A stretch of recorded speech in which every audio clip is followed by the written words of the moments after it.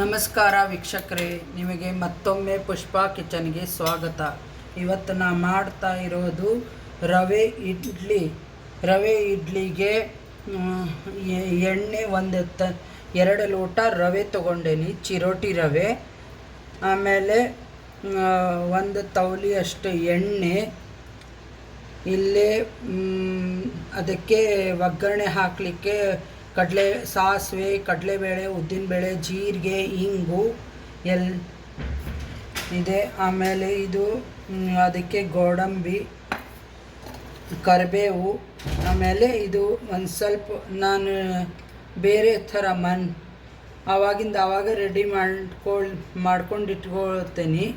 ಅದ್ರಿಗೋಸ್ಕರ ಮಸಾಲೆ ಇಡ್ಲಿ ಟೈಪ್ನೂ ಆಗಿರಬೇಕು, ಮಕ್ಕಳಿಗೂ ಇಷ್ಟ ಆಗಬೇಕು. ಹಸಿ ಮೆಣಸಿನ್ಕಾಯಿ, ಹಸಿ ಶುಂಠಿ. ಅದಕ್ಕೆ ಮಜ್ಜಿಗೆ ಮಾಡಿಟ್ಕೊಂಡೇನಿ. ಇಲ್ಲೇ ಫುಲ್ ಒಗ್ಗರಣೆ ಹಾಕಿ ರವೆ ಎಲ್ಲ ಮಿಕ್ಸ್ ಮಾಡಿದ್ಮೇಲೆ ಮಜ್ಜಿಗೆ ಹಾಕಿ ಕಲಸೋದು ತೋರಿಸ್ತೇನೆ.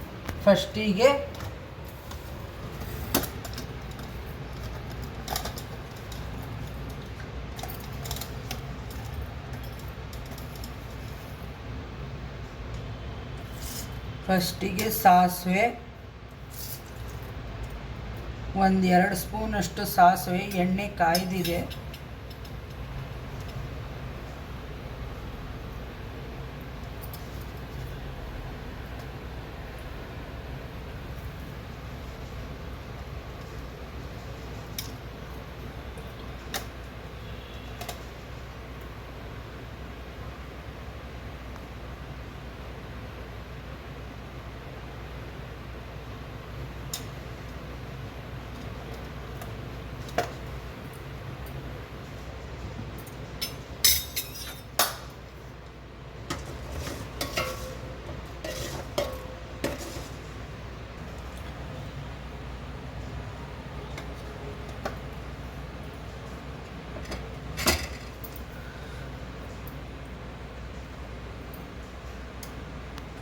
ಸಾಸಿವೆ ಆಗಿದೆ. ಆಮೇಲೆ ಅದಕ್ಕೆ ಕಡಲೆಬೇಳೆ, 1-2 ಸ್ಪೂನಷ್ಟು ಕಡಲೆಬೇಳೆ, ಮತ್ತು ಉದ್ದಿನಬೇಳೆ 2 ಸ್ಪೂನಷ್ಟು.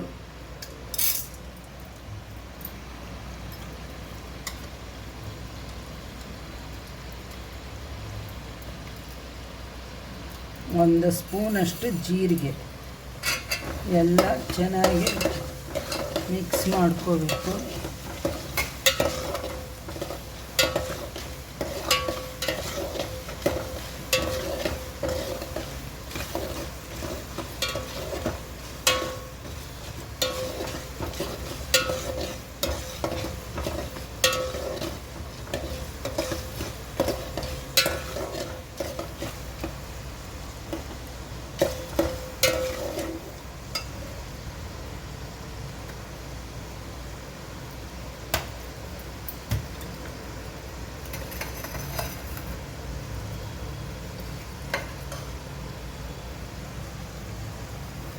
ಕರಿಬೇವು ಹಾಕ್ಕೊಂಡೇನಿ.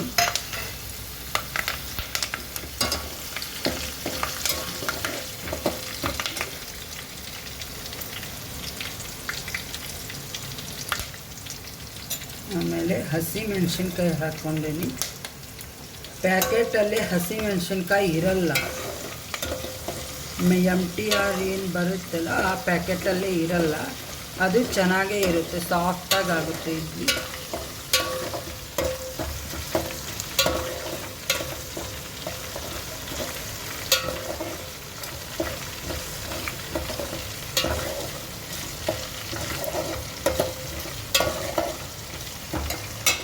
ಮತ್ತು ಹಸಿ ಶುಂಠಿ.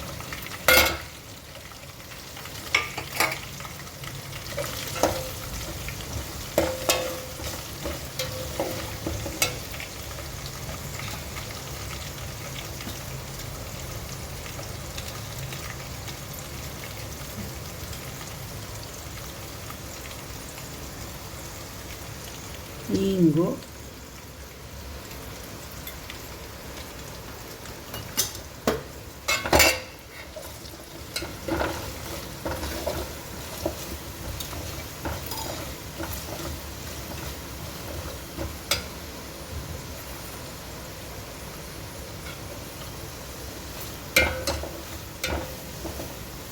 ನೋಡಿ ಒಗ್ಗರಣೆ ಆಗಿದೆ. ಅದಕ್ಕೆ ನಾನು ಗೋಡಂಬಿ ಹಾಕೋತಾ ಇದ್ದೀನಿ.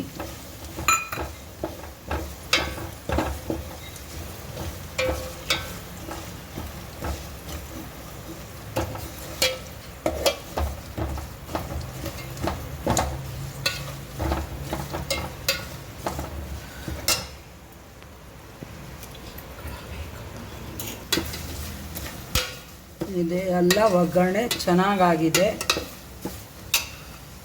ನಾನು ಆಲ್ರೆಡಿ ರವೆನ ನಾವು ಇದಕ್ಕೆ ತಿಂಗ್ಳಕ್ಕಂತ ತರ್ತೇವಲ್ಲ, ಅದ್ರಗೋಸ್ಕರ ಎಲ್ಲ ಸೇರಿ ಒಂದೇ ಸಲ ರವೆ ಹುರ್ಕೊಂಡು ಇಟ್ಕೊಂಡು ಬಿಡ್ತೀನಿ.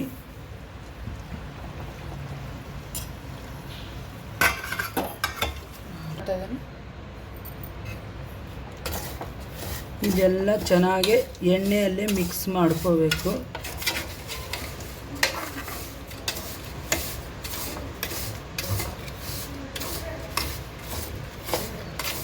ಎಣ್ಣೆಯಲ್ಲಿ ಚೆನ್ನಾಗಿ ಮಿಕ್ಸ್ ಮಾಡ್ಕೋಬೇಕು. ನೋಡಿ ಈ ಥರ ಮಿಕ್ಸ್ ಮಾಡ್ಕೋಬೇಕು.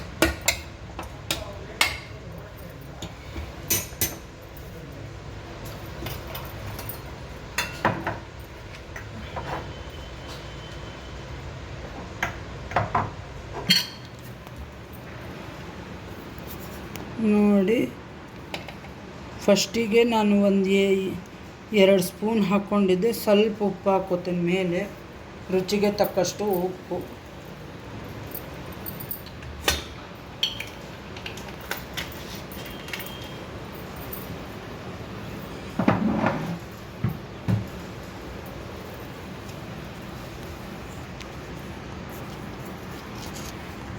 ಮತ್ತು ತಿನ್ನೋ ಸೋಡಾ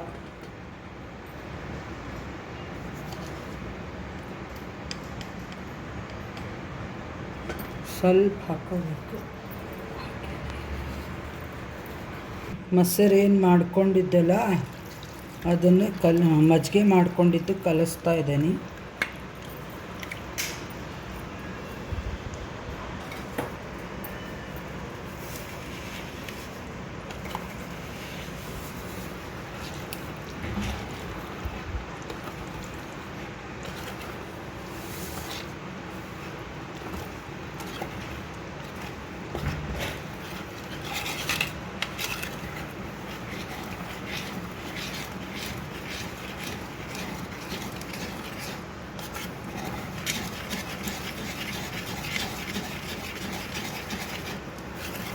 ಎಲ್ಲ ಉಪ್ಪು ಇದನ್ನು ಎಲ್ಲ ಸೇರಿ ಚೆನ್ನಾಗಿ ಒಂದು ಇಡ್ಲಿ ಬ್ಯಾಟರ್ಗೆ ಕರೆಕ್ಟಾಗಿ ಹಾಕೋಗತ್ತೆ ರೆಡಿ ಮಾಡ್ಕೊಂಡು ಇಟ್ಕೋಬೇಕು.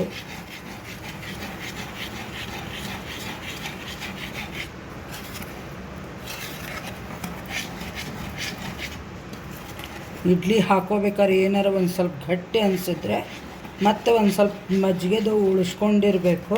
ಆ ಮಜ್ಜಿಗೆನೇ ಮತ್ತೆ ಕಲಿಸ್ಕೋಬೇಕು.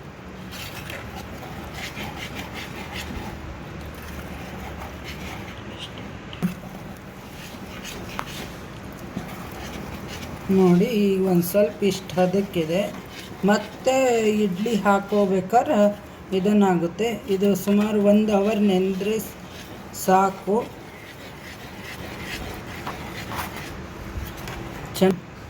ಚೆನ್ನಾಗಿ ರವೆ ಒಂಥರ ಉಬ್ಕೊಂಡು ಬಂದಂಗೆ ಆಗುತ್ತೆ.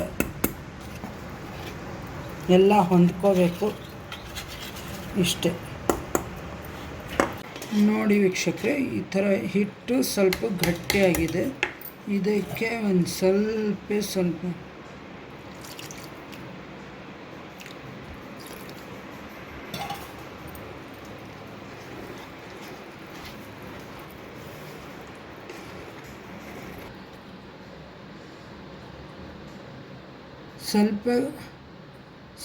ಗಟ್ಟಿ ಇದ್ದ ತಕ್ಷಣ ಸ್ವಲ್ಪ ನೀರು ಹಾಕಿ,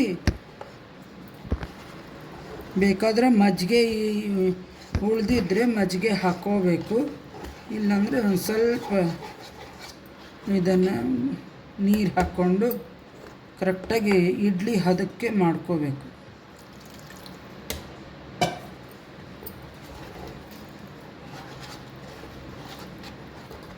ಇಷ್ಟೇ ನೋಡಿ, ಇದು ಕರೆಕ್ಟ್ ಇದನ್ನಿದೆ ಇಡ್ಲಿಗೆ.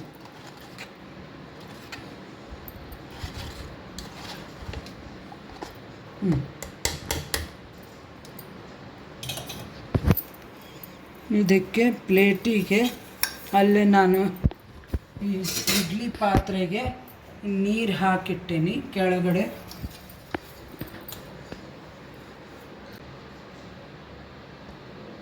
ಇದು ಈ ಥರ ಇದನ್ನು ಹಾಕಬೇಕು.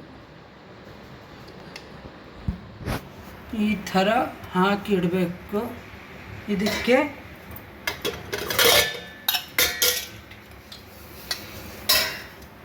ಒಂದು 15 ನಿಮಿಷ ಆಗುತ್ತೆ ಅಷ್ಟೇ ಚೆನ್ನಾಗಿ ಬೇಯಲಿಕ್ಕೆ. ಈ ಥರ ಎತ್ತಿದ್ರೆ ಬರುತ್ತೆ. ಈ ಥರ ಸಾಫ್ಟ್ ಆಗಿದೆ. ಆಮೇಲೆ ಇಡ್ಲಿಗೆ ಆಲೂಗಡ್ಡೆ ಸಾಗು ಮತ್ತು ಮಾವಿನಕಾಯಿ ಚಟ್ನಿ. ಮಾವಿನಕಾಯಿ ಸೀಸನ್ ಇರೋದ್ರಿಂದ ಮಾವಿನಕಾಯಿ ಚಟ್ನಿ, ನೀವು ಬೇಕಾದರೆ ಕಾಯಿ ಚಟ್ನಿನೂ ಮಾಡ್ಕೋಬೋದು. ಈ ಥರ ಮಾಡಿ ನೋಡಿ. ಆಮೇಲೆ ನಿಮ್ಮ ಫ್ರೆಂಡ್ಸ್ಗಳಿಗೆಲ್ಲ ಶೇರ್ ಮಾಡಿ, ಸಬ್ಸ್ಕ್ರೈಬ್ ಮಾಡಿ, ಬೆಲ್ ಐಕಾನ್ ಕ್ಲಿಕ್ ಮಾಡಿ. Thank you.